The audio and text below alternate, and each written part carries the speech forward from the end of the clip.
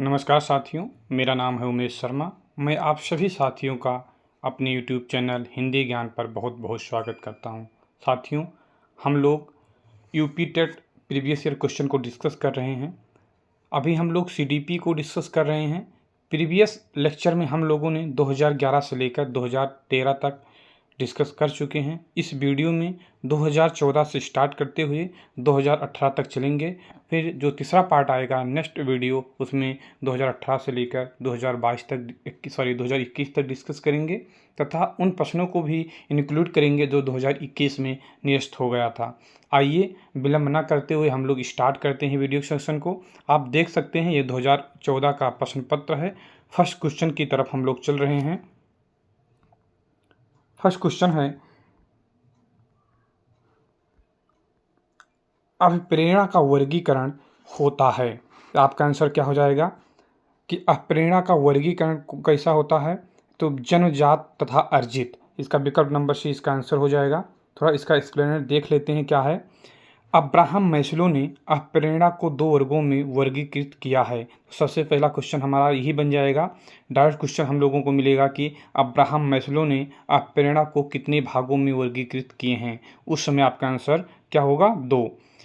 कौन कौन 2 हैं? फर्स्ट है जन्मजात अभिप्रेरणा, सेकंड है अर्जित अभिप्रेरणा। जन्मजात अभिप्रेरणा में कौन कौन आते हैं? भूख, प्यास, विश्राम, निद्रा आदि। अर्जित अभिप्रेरणा क्या है? जैसे सामाजिक, रुचि, प्रतिष्ठा आदि। इसी प्रकार थॉमसन ने भी अभिप्रेरणा को 2 भागों में वर्गीकृत किया है। पहला है स्वाभाविक अभिप्रेरणा। स्वाभाविक अभिप्रेरणा में क्या हो जाएगा? खेलना, सुख प्राप्त करना इत्यादि। कृत्रिम अभिप्रेरणा क्या है? जैसे पुरस्कार, प्रशंसा, दंड आदि। नेक्स्ट क्वेश्चन की तरफ चलेंगे हम लोग। क्वेश्चन नंबर 2, सीखने की प्रक्रिया में सीखने का हस्तांतरण हो सकता है। प्रीवियस ईयर क्वेश्चन में हम लोग इसको डिस्कस कर चुके हैं, बहुत अच्छे से डिस्कस किए हैं। इसका आंसर क्या हो जाएगा? ये सभी जो मोटिवेशन होता है, जो हस्तांतरण होता है, वो सकारात्मक भी हो सकता है, नकारात्मक भी हो सकता है, शून्य भी हो सकता है, कुछ भी हो सकता है। इसलिए इसका आंसर क्या हो जाएगा? विकल्प नंबर डी। जब एक विषय का ज्ञान अथवा एक परिस्थिति में सीखी बातें दूसरे विषय को सीखने में अथवा अन्य परिस्थिति में सीखी जा रही बातों के अध्ययन में सहायक या घातक होता है तो उसे सीखने का हस्तांतरण कहा जाता है। यह हस्तांतरण कई प्रकार का हो सकता है, जैसे कि सकारात्मक हस्तांतरण, नकारात्मक हस्तांतरण, शून्य हस्तांतरण, क्षैतिज हस्तांतरण, ओद हस्तांतरण, द्विपार्श्विक हस्तांतरण इत्यादि। ये कई प्रकार के होते हैं। नेक्स्ट क्वेश्चन नंबर 3 पे हम लोग चलेंगे। नेक्स्ट क्वेश्चन है, निम्न में से कौन सा मत अंतर्दृष्टि द्वारा सीखने की व्याख्या करता है? इसका आंसर क्या हो जाएगा? विकल्प नंबर डी, गेस्टाल्टवाद। ये थोड़ा इंपॉर्टेंट है, इसको हम लोग थोड़ा इसका एक्सप्लेनर देखते हैं। सीखने के अंतर्दृष्टि या सूझ के सिद्धांत का प्रतिपादन जर्मनी के गेस्टाल्टवादियों द्वारा किया गया था, इसलिए इस सिद्धांत को गेस्टाल्टवाद सिद्धांत भी कहते हैं।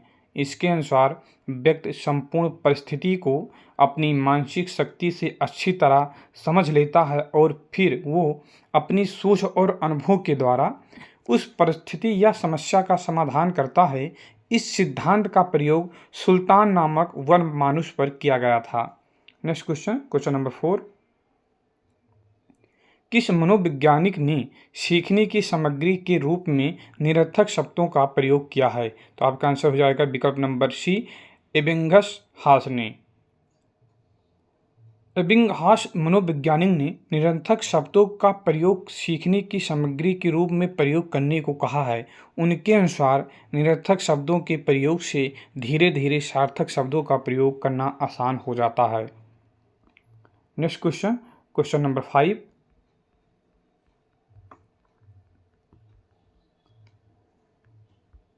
सीखने के नियम दिए हैं। आपको बताना कि सीखने के नियम किसने दिया है।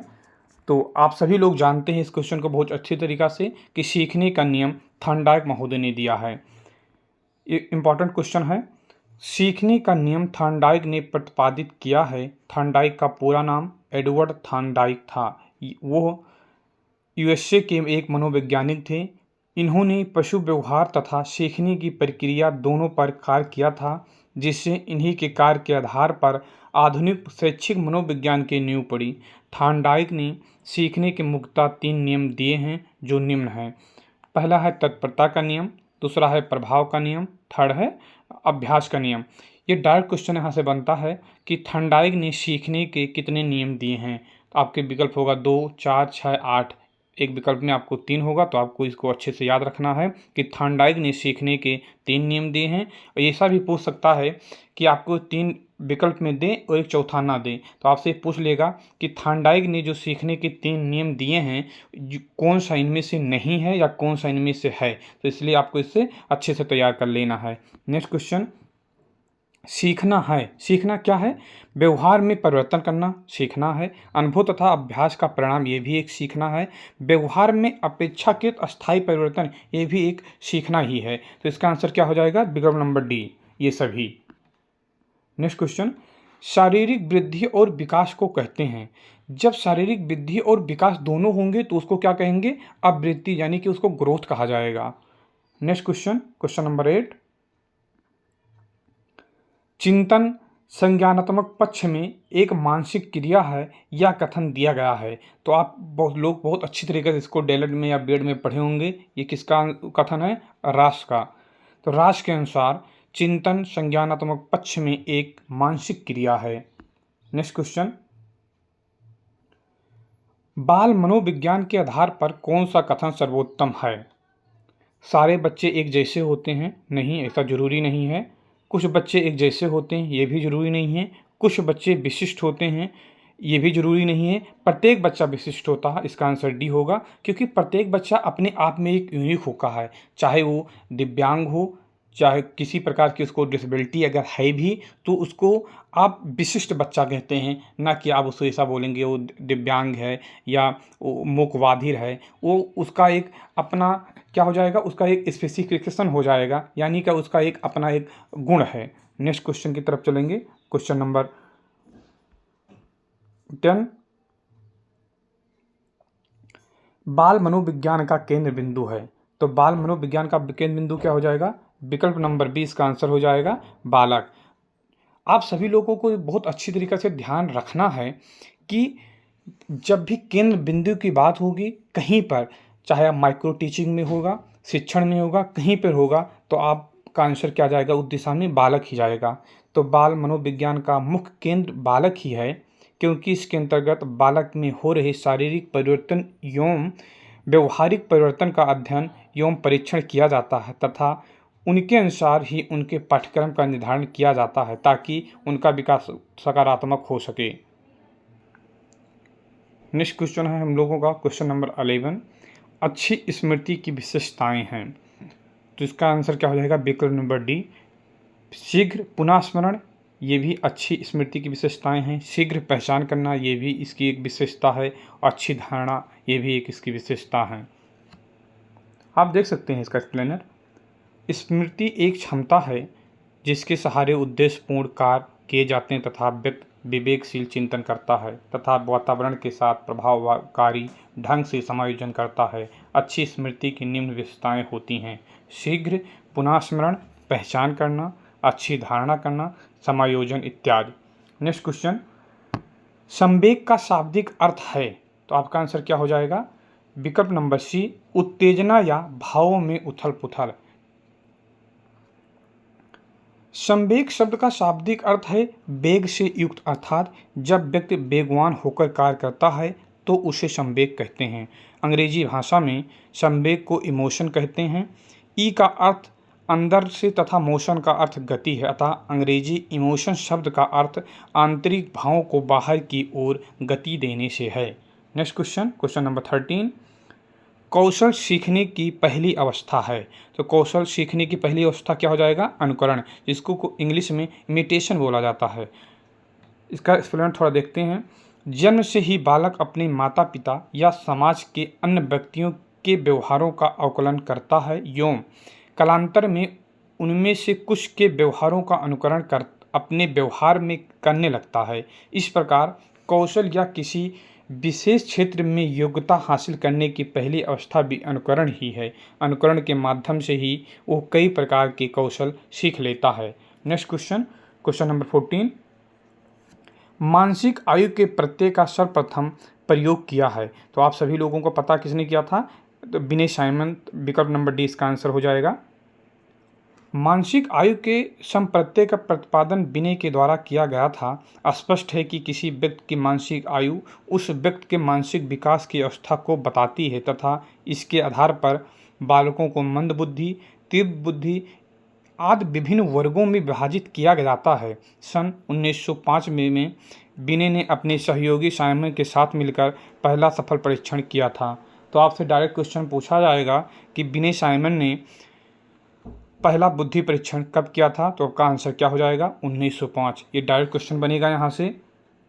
नेक्स्ट क्वेश्चन है, शैशव अवस्था के लिए उत्तम शिक्षण विधि है। तो आपका आंसर इसमें क्या जाएगा, विकल्प नंबर डी सभी, क्योंकि मॉन्टेसरी विधि भी शैशवावस्था के लिए उपयुक्त है, खेल विधि भी उपयुक्त है और किंडरगार्टनर विधि भी उपयुक्त है, इसलिए इसका आंसर क्या हो जाएगा, विकल्प नंबर डी, ये सभी। नेक्स्ट क्वेश्चन की तरफ चलेंगे हम सब।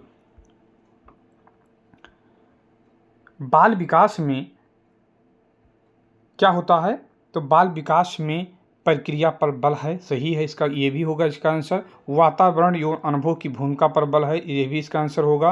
और गर्भावस्था में किशोरावस्था तक अध्ययन होता है, तो यानी कि उपयुक्त सभी बातें इसमें लागू होती हैं, विकल्प नंबर डी इसका आंसर हो जाएगा। नेक्स्ट क्वेश्चन है, बाल विकास का अध्ययन क्षेत्र है। तो बाल विकास का अध्ययन क्षेत्र क्या हो जाएगा, विकल्प नंबर डी इसका आंसर होगा, क्योंकि जिसमें जितनी भी बातें इनमें लिखी हैं वो सभी बातें क्या होती हैं, लागू होती हैं। नेक्स्ट क्वेश्चन की तरफ मूव करेंगे। इसका थोड़ा एक्सप्लेन देख सकते हैं, पढ़ सकते हैं सभी साथी।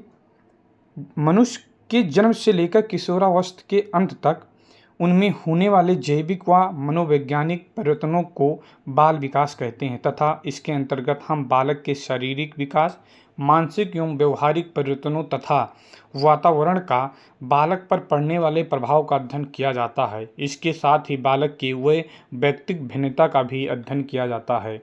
नेक्स्ट क्वेश्चन की तरफ मूव करेंगे। सर्वाधिक उपयुक्त जीवित रहता है का सिद्धांत, यानी कि ये मोस्ट पॉपुलर है, किस नाम से, सर्वाइवल ऑफ द फिटेस्ट। ये किसने दिया था, डार्विन महोदय ने दिया है। ये इंपॉर्टेंट है, मोस्ट इंपॉर्टेंट है, कई बार रिपीट हो चुके हैं ये प्रश्न, तो इसको आप थोड़ा देख लीजिए। चार्ल्स डार्विन ने क्रम विकास का सिद्धांत प्रतिपादित किया।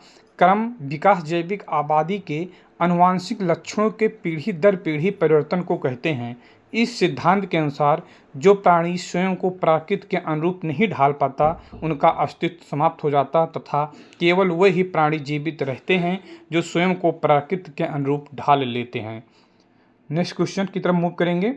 विनय साइमन द्वारा मापन किया गया था, तो कब किया गया था, किन बच्चों पे किया गया था, तो आप सभी लोग अभी पढ़ के आए हैं कि 1905 में किया गया था और सामान्य बुद्धि के बालक पर किया गया था, यानी विकल्प नंबर इसका ये आंसर हो जाएगा। नेक्स्ट क्वेश्चन है, संवेगात्मक विकास को प्रभावित करने वाले कारक हैं, तो इसका आंसर क्या जाएगा, शारीरिक स्वास्थ्य ये भी प्रभावित करेंगे, मानसिक योग्यता ये भी प्रभावित करेंगे और थकान, यानी कि विकल्प नंबर डी इसका आंसर सबसे उपयुक्त आंसर होगा, ये सभी। नेक्स्ट क्वेश्चन की तरफ मूव करेंगे। क्वेश्चन नंबर 21, सामाजिक प्रत्याशाओं के अनुरूप व्यवहार की योग्यता का अधिगम सामाजिक विकास कहा जाता है, उक्त कथन है। यह मोस्ट इंपॉर्टेंट कथन है, इसका आंसर हो जाएगा विकल्प नंबर ये हरलाक का। नेक्स्ट क्वेश्चन, क्वेश्चन नंबर 22, सीखने का सर्वाधिक उपयुक्त अर्थ है। सीखने का सर्वाधिक उपयुक्त अर्थ क्या हो जाएगा, व्यवहार में परिमार्जन करना, यानी कि आप इसका एक्सप्लेन थोड़ा देखिए, अच्छा क्वेश्चन है। अधिगम जिसको कि लर्निंग बोलते हैं का मुख्य उद्देश्य बालक के व्यवहार में परिवर्तन लाना है ताकि परिस्थितियों के अनुरूप खुद को समायोजित करने के कौशल का विकास हो सके। नेक्स्ट क्वेश्चन, वाणी दोष नहीं है, इसमें से क्या बताना है, वाणी दोष कौन सा नहीं है, तो धीमी या तेज गति से बोलना, विकल्प नंबर 20 का आंसर हो जाएगा। तो बहुत इजी क्वेश्चन है। नेक्स्ट क्वेश्चन 24, प्राथमिक स्तर पर मूल्यों की शिक्षा देने की सर्वोत्तम विधि है, तो क्या हो जाएगा यहाँ पर, विकल्प नंबर सी इसका आंसर होगा, अध्यापक के व्यवहार में मूल्य का स्थापन होना। नेक्स्ट क्वेश्चन, क्वेश्चन नंबर 25, मूल्यों के वर्गीकरण में सम्मिलित नहीं है, ये क्या होगा इसका आंसर, तो आप सबसे पहले यही देख लीजिए कि मूल्यों के वर्गीकरण में सम्मिलित नहीं है, इसका मतलब क्या हो जाएगा। तो आध्यात्मिक मूल्य सम्मिलित होना चाहिए। एन केन प्राकेण धनार्जन का मूल्य, यहाँ पे धनार्जन का कोई मतलब नहीं है, तो इसका विकल्प नंबर 2 ही इसका आंसर जाएगा। नैतिक मूल्य होना चाहिए। सांस्कृतिक मूल्य यानी कि सोशल वैल्यू होना चाहिए, यानी कि विकल्प नंबर इसका बी आंसर होगा, जो इसका कोई जिसका मतलब नहीं है इस क्वेश्चन से। नेक्स्ट क्वेश्चन, क्वेश्चन नंबर 26 होगा, हाँ 26 है। व्यक्तित्व के संगठन का स्वरूप है, क्या कैसा हो जाएगा? मनोवैज्ञानिक शारीरिक, विकल्प नंबर 20 का आंसर होगा। नेक्स्ट क्वेश्चन, आत्म केंद्रित व्यक्ति होता है, तो आत्म केंद्रित व्यक्ति अंतर्मुखी होगा। तो अंतर्मुखी व्यक्ति एक महत्वपूर्ण गुण आत्म केंद्रित है। ऐसे व्यक्ति अकेले रहना पसंद करते हैं तथा बाह्य परिस्थितियों के अनुसार खुद को समायोजित करने में कठिनाई महसूस करते हैं। ऐसे लोग निराशावादी होते हैं। नेक्स्ट क्वेश्चन, अपने ऊर्जा बल को बाहर की ओर अभिव्यक्त करने वाले व्यक्ति का प्रकार हो सकता है, तो क्या होगा इसका आंसर? बाह्यमुखी व्यक्तित्व। इसका थोड़ा एक्सप्लेनेशन देख लेते हैं। अपनी ऊर्जा बल को बाहर की ओर अभिव्यक्ति करने वाले व्यक्ति बाह्यमुखी प्रकार के होते हैं। ऐसे व्यक्ति बाह्य परिस्थितियों के अनुसार खुद को आसानी से समायोजित कर लेते हैं। ऐसे को आशावादी कहते हैं। नेक्स्ट क्वेश्चन, क्वेश्चन नंबर 29, कक्षा 4 का एक बच्चा सदैव चिंतित और कुंठित रहता है, आप क्या करेंगे? तो इसका सबसे उपयुक्त आंसर क्या हो जाएगा? विकल्प नंबर सी, स्वयं परामर्शदाता की भूमिका का निर्वाह करेंगे। नेक्स्ट क्वेश्चन, क्वेश्चन नंबर 30, भाषा विकास का सिद्धांत नहीं है, तो भाषा विकास का सिद्धांत कौन सा नहीं हो जाएगा इसमें? विकल्प नंबर सी, अतिरिक्त शक्ति का सिद्धांत। भाषा विकास का तात्पर्य ऐसे विकास से है जिसमें बालक अपने विचारों एवं भावों को अभिव्यक्त कर सके। भाषा विकास के मुख्य सिद्धांत निम्न हैं: अनुबंधन का सिद्धांत, अनुकरण का सिद्धांत, परिपक्वता का सिद्धांत। नेक्स्ट क्वेश्चन की तरफ चलेंगे। अभी हम लोग पहुंच रहे हैं, अभी हम लोग 2014 हम लोग कर चुके हैं, 2015 में पेपर नहीं हुआ था और 2016 हम लोग डिस्कस करेंगे। आप लोग देख सकते हैं स्क्रीन पे, ये 2015 लिखा, लेकिन ये पेपर कब हुआ था? 2 फरवरी 2016 को। इसका फर्स्ट क्वेश्चन 2016 का हम लोग देखते हैं।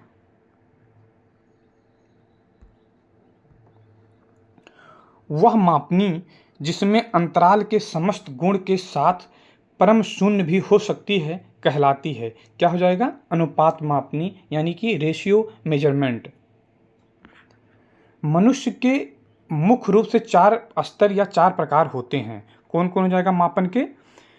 सॉरी, मनुष्य नहीं, मापन है। मापन के मुख्य रूप से 4 स्तर या प्रकार होते हैं। शब्द फर्स्ट होगा शाब्दिक या नामित मापनी, सेकंड है क्रमिक मापनी, थर्ड है अंतराल मापनी, फोर्थ है अनुपात मापनी। तो अनुपात मापनी मापन का वह प्रकार है जिसमें अंतराल मापनी के समस्त गुणों के साथ परम शून्य भी होता है। Next question, question number 2, Freud के अनुसार हमारे मूल्यों का आंतरिकरण में होता है। तो फ्रायड, अब सभी लोगों को ये बहुत अच्छी तरीके से पता होगा कि इसका आंसर क्या हो जाएगा? विकल्प नंबर सी हो जाएगा, पराअहम। सिगमंड फ्रायड ने व्यक्तित्व को स्पष्ट करने के लिए मनोविश्लेषणात्मक सिद्धांत का प्रतिपादन किया है। तो सबसे पहले आपको एक क्वेश्चन यहाँ से मिला कि ऐसा सबसे क्वेश्चन पूछा जा सकता है कि सिगमंड फ्रायड ने किस सिद्धांत को प्रतिपादित किया है, या ऐसा पूछा जाएगा कि मनोविश्लेषणात्मक सिद्धांत किस मनोवैज्ञानिक ने दिया है। तो उसका उस समय आपका आंसर क्या आ जाएगा? Sigmund Freud. व्यक्तित्व के मनोविश्लेषणात्मक सिद्धांत के 2 मुख्य संप्रदाय हैं। पहला है चेतन, अर्धचेतन व अचेतन, तथा दूसरा क्या हो जाएगा? इदम, अहम व पराअहम माने जाते हैं।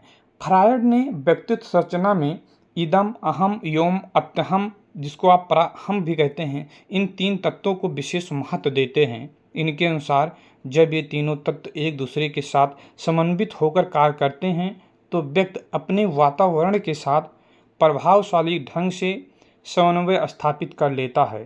फ्रायड के अनुसार इदम, जिसको इड बोलते हैं, व्यक्ति को अपनी दमित इच्छाओं की तत्काल पूर्ति करने के लिए प्रयास करने हेतु उकसाता है, जबकि परा अहम, जिसको सुपर ईगो कहते हैं, सामाजिक मान्यताओं व परंपराओं के अनुरूप कार्य करने की प्रेरणा देता है। व्योम अहम, जिसको आप ईगो कहते हैं, इन दोनों के मध्य अंतर क्रिया करके व्यक्ति को वास्तविक धरातल पर तालमेल बैठाने का प्रयास करता है। तो परा अहम सामाजिक मान्यताओं, संस्कारों एवं आदर्शों से संबंधित होता है। इसे आत्मा के अंतःकरण की पुकार कहा जाता है। Next question, question number 3। व्यवहारवादी ने कहा है, मुझे नवजात शिशु दे दो, मैं उसे डॉक्टर, वकील, चोर या जो चाहूँ बना दूँ। तो बहुत इजी क्वेश्चन है, आप लोग बहुत बार इसको पढ़ चुके होंगे। इसका आंसर क्या हो जाएगा? वाटसन। थोड़ा वाटसन के बारे में देख लेते हैं। वाटसन अमेरिका के प्रसिद्ध मनोवैज्ञानिक थे। वाटसन व्यवहारवादी मनोवैज्ञानिक में अग्रणी थे। वाटसन ने मनोविज्ञान के क्षेत्र में व्यवहारवाद को स्थापित किया है और मानव विकास में व्यवहारवाद की भूमिका को महत्वपूर्ण माना है। इन्होंने अपने व्यवहारवादी दृष्टिकोण को 1913 में कोलंबिया विश्वविद्यालय में प्रस्तुत किया। इनका मुख्य कथन है, मुझे नवजात शिशु दे दो, मैं उसे डॉक्टर, वकील, चोर या जो चाहूँ बना सकता हूँ। नेक्स्ट क्वेश्चन की तरफ मूव करते हैं। Question number 4। ध्यान आकर्षित होने में की प्रमुख भूमिका होती है। तो क्या हो जाएगा इसका? उद्दीपन की तीव्रता, यानी कि रेडिनेस। नेक्स्ट क्वेश्चन, छात्र में रुचि उत्पन्न करने की कला है। क्या हो जाएगा? विकल्प नंबर डी आपको दिखाई नहीं दे रहा है, लेकिन यहाँ पे लिखा है मोटिवेशन, यानी कि प्रेरणा। तो यानी कि प्रेरणा जो होती है, छात्र में रुचि उत्पन्न करने की कला है। Next question, question number 6। Freud के अनुसार ग्रहण किए सीखे हुए तथ्यों को धारण करने या पुनः स्मरण करने की सफलता को विस्मरण कहते हैं। इसको थोड़ा मैं नीचे वो कर दे रहा हूँ कि जिसमें आपको दिखाई दे, तो आपको इसका आंसर देख लीजिए। थोड़ा ये लॉन्ग क्वेश्चन है। तो फ्रायड के अनुसार इसका सबसे सटीक जो आंसर जाएगा वो विस्मरण वह प्रवृत्ति है जिसके द्वारा दुखद अनुभवों को स्मृति से अलग कर दिया जाता है, यानी कि विकल्प नंबर सी। इसको थोड़ा देख लीजिए। सिगमंड फ्रायड ऑस्ट्रेलिया के प्रमुख तंत्रिका तंत्र विशेषज्ञ थे। उन्होंने मनोविश्लेषणात्मक चिकित्सा का पिता माना जाता है। फ्रायड ने मानव व्यक्तित्व के विकास में मनोविश्लेषणात्मक संकल्पना प्रस्तुत किया तथा उनके अनुसार मानव की स्मृति मानव व्यक्तित्व के विकास में अहम भूमिका निभाती है। उन्होंने कहा है कि विस्मरण वह प्रवृत्ति है जिसके द्वारा दुखद अनुभवों को स्मृति से अलग कर दिया जाता है। मोस्ट ये उनका वो है, कथन है। आप इसको याद रखिएगा कि विस्मरण वह प्रवृत्ति है जिसके द्वारा दुखद अनुभवों को स्मृति से अलग कर दिया जाता है। मेरे कहने का तात्पर्य है कि ये लाइन आपको बहुत अच्छी तरीक़ा से याद होना चाहिए। आपको टेट में तो काम देगा ही देगा, सुपर टेट में भी ये काम देगा। यश वो आर किसके द्वारा प्रस्तावित किया गया है? तो आप लोग क्या इसका आंसर हो जाएगा? विकल्प नंबर डी, गेस्टाल्टवादी मनोवैज्ञानिक। यश वो आर आप सभी लोगों को बहुत अच्छी तरीके से पता होगा, आई नो, इसलिए मैं आगे चलता हूँ। ध्यान को केंद्रित करने वाली आंतरिक दशा है। तो ध्यान को आप बताइए। बहुत इजी प्रश्न है, इसका आंसर हम नहीं देंगे। आप सभी साथी जो वीडियो को पूरा देखेंगे वो सभी लोग इसका आंसर कमेंट बॉक्स में ज़रूर बताइएगा, क्योंकि बहुत इजी क्वेश्चन है। इसको आप डीएलएड फर्स्ट सेमेस्टर में ही पढ़े होंगे, बीएड में भी है, डीएलएड में भी ये क्वेश्चन है। तो आप इसका आंसर बहुत अच्छी तरीके से बता सकते हैं। नेक्स्ट क्वेश्चन की तरफ मूव करेंगे। Question number 9। एक परिस्थिति में अर्जित ज्ञान का दूसरी परिस्थिति में उपयोग कहलाता है। तो सीखने की विधियाँ नहीं, सीखने में हस्तांतरण हाँ। विकल्प नंबर बी इसका आंसर हो जाएगा। तो आपको पता है कि एक परिस्थिति से दूसरी परिस्थिति में सीखे गए अनुभवों का अगर ये प्रयोग किया जाता है तो उसको सीखने का हस्तांतरण कहते हैं। ये कई प्रकार के होते हैं, सकारात्मक भी हो सकता है, नकारात्मक भी हो सकता है, शून्य भी हो सकता है। आप पिछले वीडियो में इसको पढ़ चुके हैं, इस प्रश्न को। इसका एक्सप्लेनर देख लें थोड़ा। एक परिस्थिति में अर्जित ज्ञान का दूसरी परिस्थिति में उस ज्ञान के उपयोग को सीखने में स्थानांतरण कहलाता है। अतः जब एक विषय का ज्ञान अथवा एक परिस्थिति से सीखी बातें दूसरे विषय को सीखने अथवा अन्य परिस्थिति में सीखी जा रही बातों के अध्ययन में सहायक अथवा घातक होता है तो उसे सीखने का स्थानांतरण या अंतरण कहा जाता है। नेक्स्ट क्वेश्चन की तरफ मूव करते हैं। क्वेश्चन नंबर 10 है, अनुभव द्वारा व्यवहार में परिवर्तन कहलाता है। क्या होगा कि अनुभव द्वारा व्यवहार में परिवर्तन सीखना कहलाता है, यानी कि क्या होगा, इसको सीखना की लर्निंग। अनुभव द्वारा, थोड़ा इसका एक्सप्लेन देखते हैं, बहुत अच्छा क्वेश्चन है ये।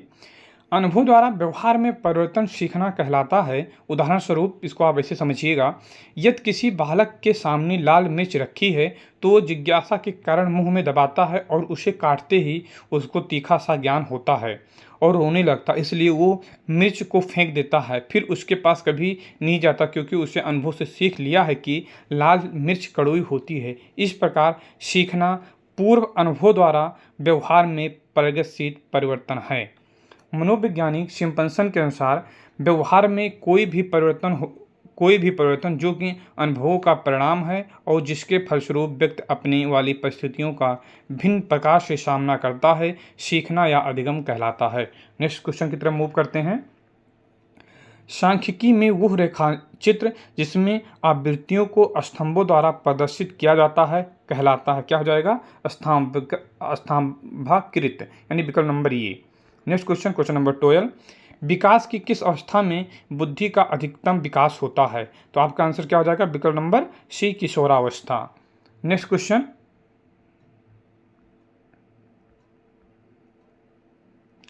जो क्वेश्चन अभी हम लोग पढ़ के आए हैं, क्वेश्चन नंबर 12, ये विवादास्पद है, यानी कि राजस्थान में जब जो रीट होता है वहाँ पे इसको बाल्यावस्था मानते हैं, वहाँ का आयोग इसको बाल्यावस्था मानते हैं, लेकिन अपने यहाँ का यूपी टेट में जब ये पूछा जाएगा तो हमारा इसका आंसर क्या हो जाएगा, किशोरावस्था।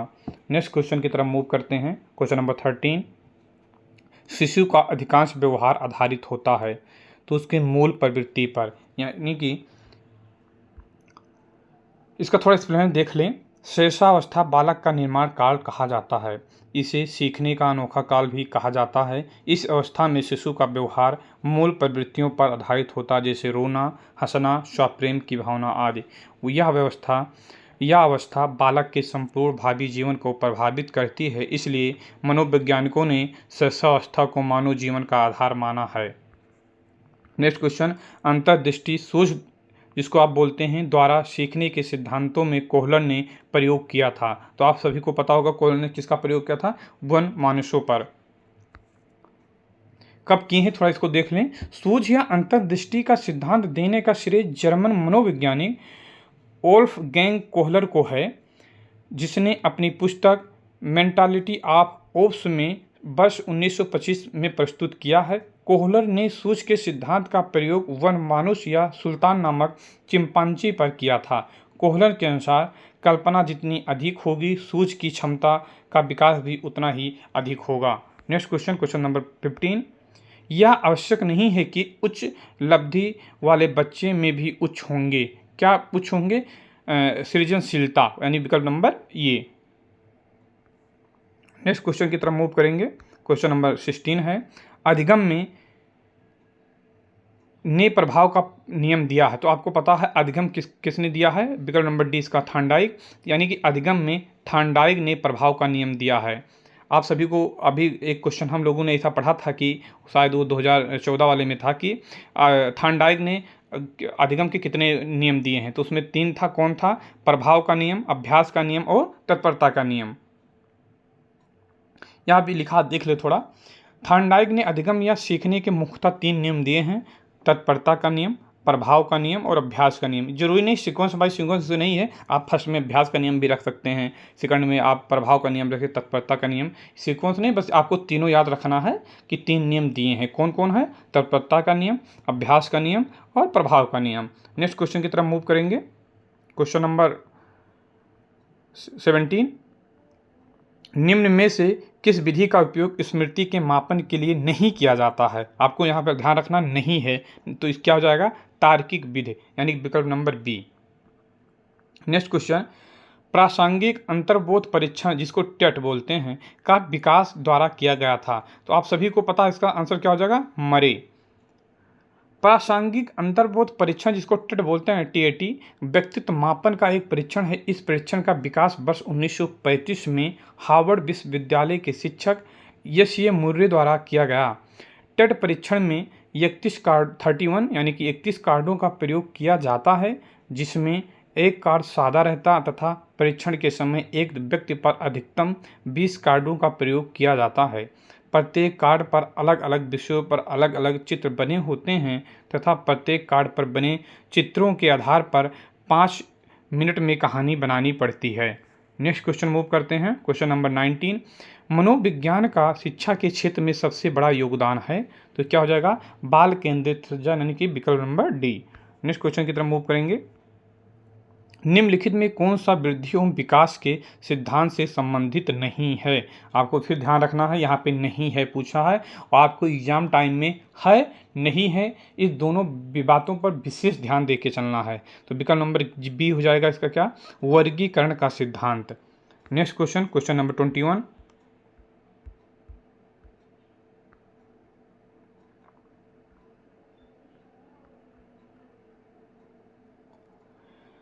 कक्षा शिक्षण में पाठ प्रस्तावना सोपान सीखने के किस नियम पर आधारित है? तो तत्परता का नियम, जिसको इंग्लिश में क्या बोलते हैं? रेडीनेस। फिर आपको ये बताना है कि तत्परता का नियम किसने दिया है। अभी हम लोग ये कई रिपीटेशन क्वेश्चन है, कई बार आ चुका है, तो आप लोग कमेंट करके ये बताइएगा कि तत्परता का नियम किसने दिया है और कितने नियम दिए हैं। नेक्स्ट क्वेश्चन, क्वेश्चन नंबर 22, समप्रत्यय निर्माण का प्रथम सोपान है? तो समप्रत्यय निर्माण का प्रथम सोपान क्या हो जाएगा? प्रत्यक्षीकरण। नेक्स्ट क्वेश्चन, प्रेक्षणात्मक अधिगम संप्रदाय द्वारा दिया गया था। तो प्रेक्षणात्मक अधिगम संप्रत्यय किसके द्वारा दिया गया है? तो बंडूरा महोदय के द्वारा दिया गया है। इसका थोड़ा देख लें।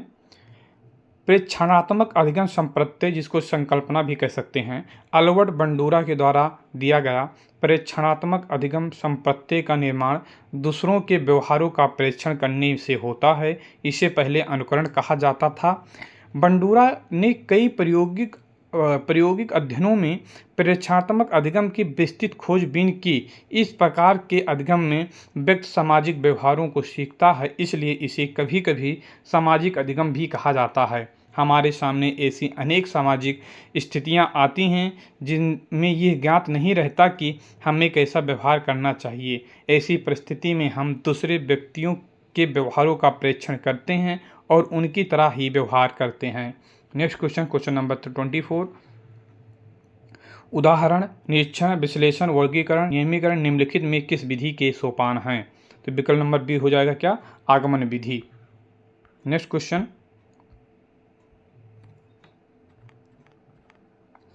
25, अवधान के आंतरिक अथवा व्यक्तिनिष्ठ निर्धारक हैं। तो विकल्प नंबर क्या होगा? ये इसका आंसर हो जाएगा रुचि, लक्ष्य और आवृत्ति। नेक्स्ट क्वेश्चन है, बाल मनोविज्ञान का क्षेत्र है। तो बाल मनोविज्ञान का क्षेत्र क्या हो जाएगा? गर्भावस्था से किशोरावस्था की विशेषताओं का अध्ययन करना। विकल्प नंबर डी इसका आंसर हो जाएगा। नेक्स्ट क्वेश्चन है, वह अवस्था जो कि माता के 21वें गुणसूत्र जोड़े के अलग ना हो पाने कारण होती है कहलाती है।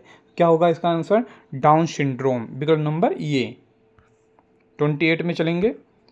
कोहल वर्ग के अनुसार किस अवस्था में नैतिकता वाह कारकों द्वारा निर्धारित होती हैं? तो इसका आपका आंसर क्या हो जाएगा?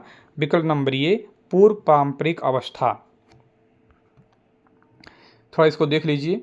लॉरेंस कोहल वर्ग के नैतिक विकास के सिद्धांत में 3 प्रमुख अवस्थाएं होती हैं। पहला है पूर्व परंपरागत स्तर, दूसरा है परंपरागत स्तर, तीसरा है उत्तर रूढ़गत स्तर। नेक्स्ट 29, निम्नलिखित में से कौन सा एक सही क्रम है? इसको आप थोड़ा देख लीजिएगा, अच्छे से याद कर लीजिएगा, आपको अभी हम शो कर दे रहे हैं। तो विकल्प नंबर इसमें डी बनेगा, जैसे कि पहले अंडाणु, फिर शुक्राणु, फिर युग्मनज, फिर वालोस्टिस्ट, फिर इसको बोलते हैं। नेक्स्ट क्वेश्चन, क्वेश्चन नंबर 30, अंतर्मुखी, बाह्यमुखी तथा उभयमुखी व्यक्तित्व का वर्गीकरण द्वारा किया गया है। तो आपको आंसर बताना किसने किया है, युंग महोदय ने किया है। युंग स्विट्जरलैंड के मनोवैज्ञानिक थे। मनोविज्ञान गुणों के आधार पर युंग ने व्यक्तित्व का वर्गीकरण किया तथा बताया कि व्यक्तित्व मुख्यतः 3 प्रकार के होते हैं, अंतर्मुखी होंगे या बाह्यमुखी होंगे या उभयमुखी होंगे। नेक्स्ट क्वेश्चन की तरफ मूव करेंगे। क्वेश्चन नंबर 30 ये कंप्लीट होता है, यानी कि अब हम लोग चलेंगे नेक्स्ट यानी कि 2016 के पेपर पर।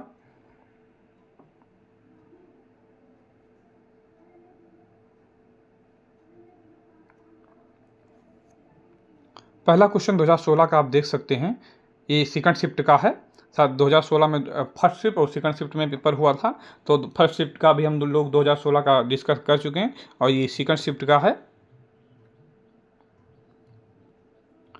फर्स्ट क्वेश्चन आप लोग देख पा रहे होंगे कि पियाजे मुख्य रूप से किसके अध्ययन के लिए जाने जाते हैं। तो आपका आंसर क्या हो जाएगा, संज्ञानात्मक विकास है। वेरी मोस्ट इंपॉर्टेंट क्वेश्चन है। संज्ञानात्मक विकास का सिद्धांत जीन पियाजे द्वारा दिया गया। इन्होंने अपने निजी प्रेक्षणों के आधार पर बालक के संज्ञानात्मक विकास को परिभाषित किया। इनके अनुसार संज्ञानात्मक विकास व्यक्ति के जन्मजात संरचना एवं प्रक्रियाओं के साथ अनुभवों की अंतरक्रिया पर निर्भर करता है। संज्ञानात्मक विकास निम्न प्रक्रियाओं से होकर गुजरता है। कौन कौन? पहला संगठन, फिर अनुकूलन करेगा, आत्मसात करेगा, फिर समंजन करेगा। Next question, question number 2। Next question की तरफ मूव करने से पहले मैं आपसे सॉरी बोलना चाहता हूं। जो मैंने अभी आपसे कहा कि 2016 में सेकंड शिफ्ट और फर्स्ट शिफ्ट और सेकंड शिफ्ट में पेपर हुआ था, तो ऐसा नहीं है। जो हम लोग ने अभी इसके पहले 2016 का डिस्कस किए हैं, एक्चुअल में वो 2015 का फॉर्म था, उसका पेपर 2 फरवरी 2016 को हुआ था। लेकिन आप उसको ऐसा कह सकते हो कि 2015 का प्रश्न पत्र था। अभी हम लोग जो डिस्कस कर रहे हैं ये 2016 का प्रश्न पत्र है। इसका पेपर 19 दिसंबर 2016 को हुआ था। तो अब हम नेक्स्ट क्वेश्चन की तरफ मूव करेंगे। नेक्स्ट क्वेश्चन नंबर 2 है, जब मानव शरीर के एक भाग को दिए गए प्रशिक्षण का अंतरण दूसरे भाग में हो जाता है तो इसे कहते हैं। तो विकल्प नंबर क्या हो जाएगा, द्विपार्श्विक अंतरण। नेक्स्ट क्वेश्चन की तरफ मूव करेंगे। क्वेश्चन नंबर 3 है, दिए गए प्रवर्तकों के समूह में जो प्रवर्तक बहुधा सबसे अधिक बार आता है उसे कहते हैं। उसे क्या कहा जाएगा, बहुलक। ये तो आप सभी लोगों को बहुत अच्छी तरीके से पता होगा। नेक्स्ट क्वेश्चन की तरफ मूव करेंगे। क्वेश्चन नंबर 4, क्रिया प्रसूत अनुकूलन सिद्धांत का प्रतिपादन ने किया है। वेरी मोस्ट इंपॉर्टेंट क्वेश्चन है ये। तो विकल्प नंबर 20 का आंसर हो जाएगा स्किनर महोदय।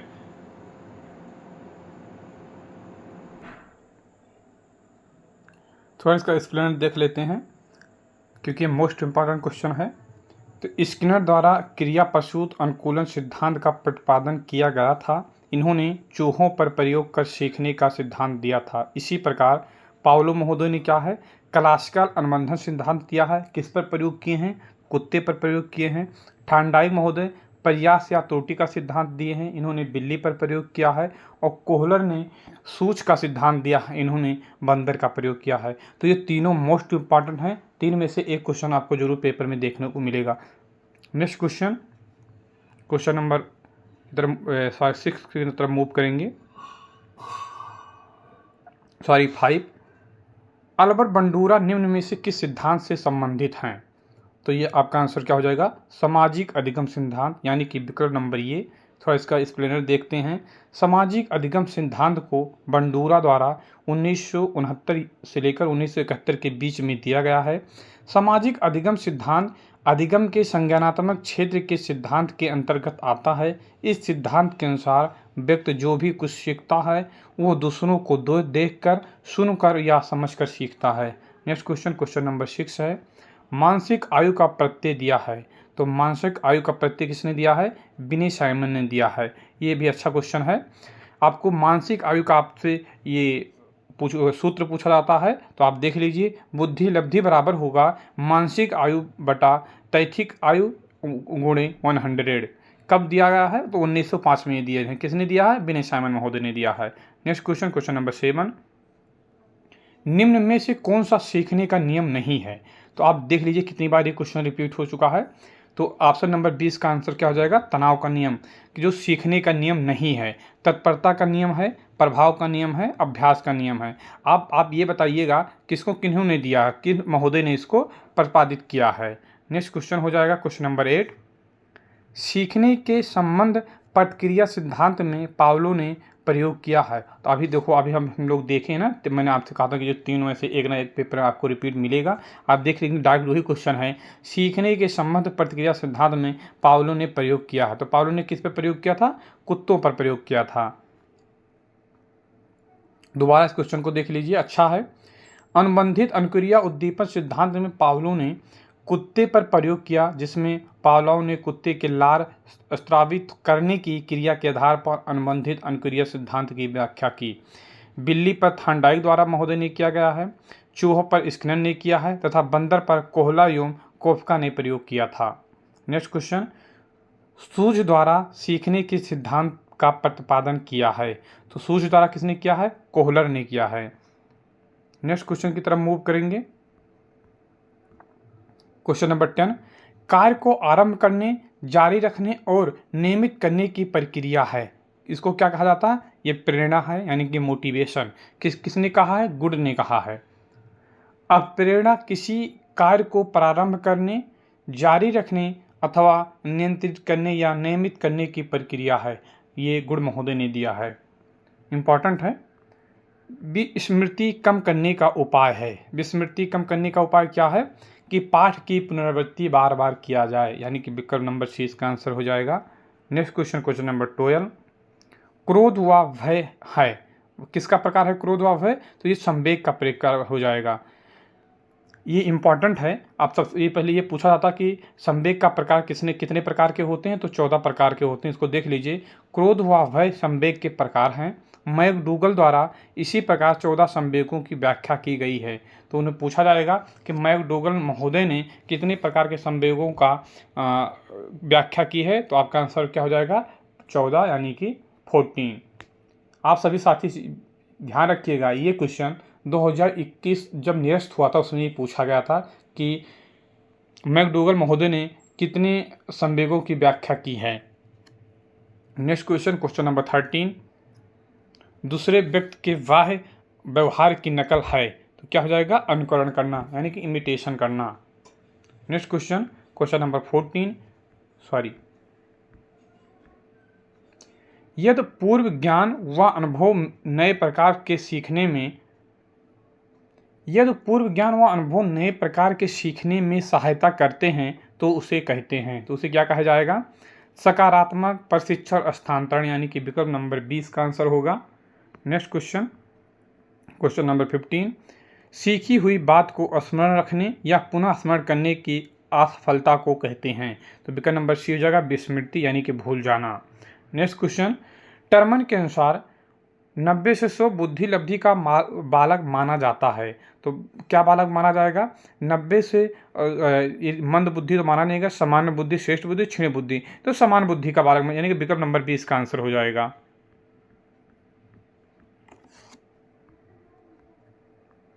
आप इसको ग्राफ को थोड़ा देख लीजिए, इंपॉर्टेंट ग्राफ है, इसको आप ध्यान रखिएगा। टर्मन ने बुद्धि लब्धि का वर्गीकरण निम्न प्रकार से किया है।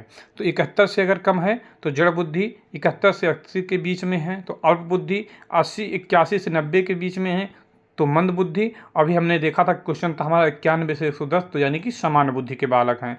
111 से 120 के बीच में है तो उसको तीव्र बुद्धि बालक बोला जाएगा। 121 से 31 के बीच में है तो प्रखर बुद्धि बालक होगा, और 130 से अधिक है तो प्रतिभाशाली बुद्धि बालक कहलाएगा। नेक्स्ट क्वेश्चन है क्वेश्चन नंबर 17, हाल का सिद्धांत निम्न में से किसकी व्याख्या करता है?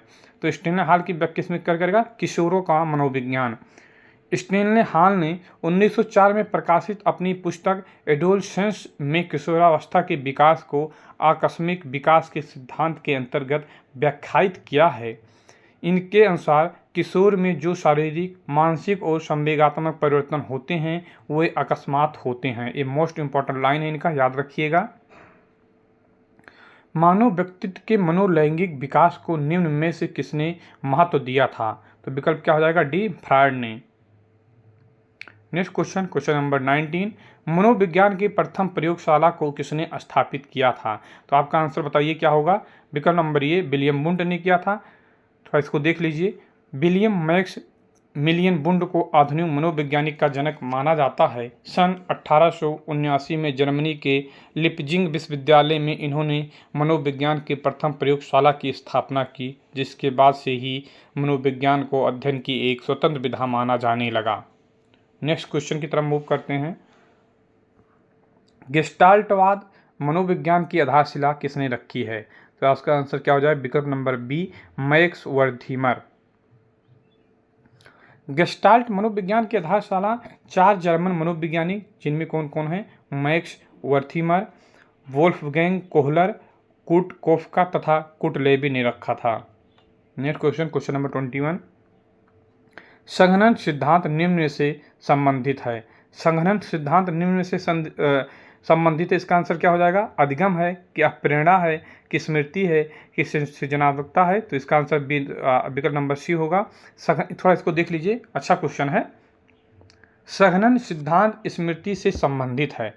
यह सिद्धांत मूल रूप से निर्णय निर्माण की प्रक्रिया तथा प्रस्तुतिकरण के तरीके को व्याख्यायित करता है। इस सिद्धांत के अनुसार मनुष्य के मस्तिष्क में असंख्य सूचनाएं संघनित रहती हैं। मनुष्य वही सूचना के द्वारा निर्णय या निर्माण करता है जो समस्या समाधान में सहायक होती है। अतः यही व्यक्ति निर्णय निर्माण में दक्ष होगा जो सृजनशील होगा। नेक्स्ट क्वेश्चन, क्षेत्र सिद्धांत निम्न में से किस वर्ग का योगदान है? तो विकल्प नंबर डी हो जाएगा गेस्टाल्टवादियों का। क्वेश्चन नंबर 23, बैटरी का प्रयोग निम्न में से किसके मापन हेतु किया जाता है? तो बैटरी का प्रयोग बुद्धि के मापन में किया जाएगा। विकल्प नंबर इसका सी आंसर हो जाएगा। बुद्धि भाटिया बैटरी द्वारा मापने के लिए प्रयोग किया गया जाता है। भाटिया द्वारा भारत में बुद्धि परीक्षण का निर्माण किया गया था। यह एक शाब्दिक बुद्धि परीक्षण है। नेक्स्ट क्वेश्चन, अब कर्मयोजित अधिगम का प्रत्यय किसने दिया है? मोस्ट इम्पॉर्टेंट है। तो विकल्प नंबर सी इसका आंसर हो जाएगा। अब कर्मयोजित अधिगम का अर्थ किसी योजना के अनुसार शिक्षण एवं अधिगम की प्रक्रिया को सरकार रूप प्रदान करता है। बीएफ स्किनर ने वर्ष 1942-43 में सक्रिय अनुबंध अनुक्रिय सिद्धांत या क्रिया प्रसूत अनुबंध सिद्धांत का प्रतिपादन किया, जो अब कर्मयोजित अधिगम का आधार बना। यानी कि इसका आंसर क्या होगा? विकल्प नंबर सी स्किनर महोदय। नेक्स्ट क्वेश्चन, क्वेश्चन नंबर 25, व्यवहारिक क्षमताओं में वह सापेक्ष अस्थायी परिवर्तन जो कि प्रबलित अभ्यास का परिणाम होता है उसे क्या कहते हैं? उसको क्या कहेंगे? अधिगम यानी कि लर्निंग। विकल्प नंबर ए, संज्ञान किस बिंदु के सिद्धांत का हिस्सा है? तो संज्ञान किस बिंदु के सिद्धांत का हिस्सा है? तो गिलफोर्ड का सिद्धांत है ये। विकल्प नंबर सी इसका आंसर हो जाएगा। नेक्स्ट क्वेश्चन, क्वेश्चन नंबर 27 की तरफ मूव करेंगे।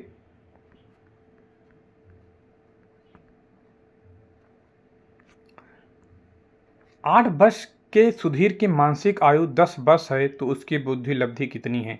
अभी आप सभी देखे होंगे, हमने बताया कि बुद्धि लब्धि का सूत्र क्या होगा? मानसिक आयु बटा वास्तविक आयु गुणे 100। तो आप इसको रख के देख सकते हैं। मानसिक आयु आपको यहाँ दिया है 10 है और उसकी जो वास्तविक आयु दिया है 8 वर्ष है और गुणे 100, यानी कि जब आप उसको कैलकुलेशन करेंगे तो 125 आएगा, यानी 125 आंसर होगा इसका।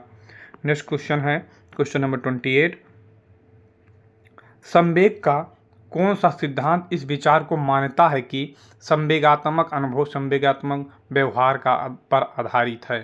तो विकल्प नंबर ये हो जाएगा जेम्स लैंग सिद्धांत। नेक्स्ट क्वेश्चन, क्वेश्चन नंबर 29, किसी इच्छा या सत्ता में रुकावट पड़ने पर उससे उत्पन्न होने वाला संवेगिक तनाव कहलाता है। तो क्या कहलाएगा? कुंठा। मैकडूगल ने 14 संवेग बताए हैं।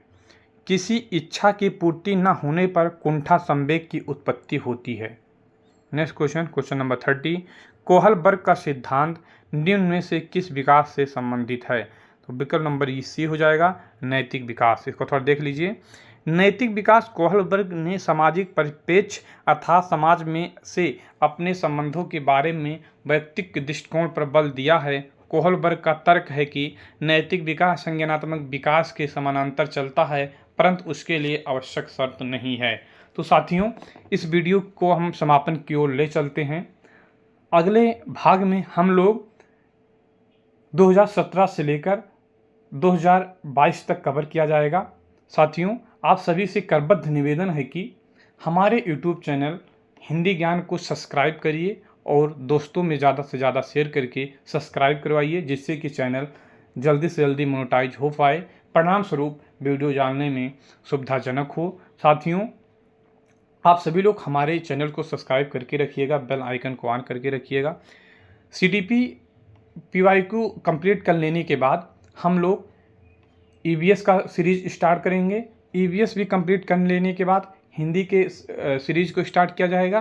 तदुपरांत हम सभी साथी मिलकर ये सारे PYQ कंप्लीट होने के बाद डेली बाय डेली 150 प्रश्न का 150 प्रश्न का अभ्यास डिस्कस किया जाएगा और जो भी की पॉइंट होते रहेंगे मैं अपनी तरफ से आप सभी को बताता चलूँगा। आप सभी साथी वीडियो को ज़्यादा से ज़्यादा लाइक करिए, सब्सक्राइब कराइए। बहुत बहुत धन्यवाद आप साथियों का।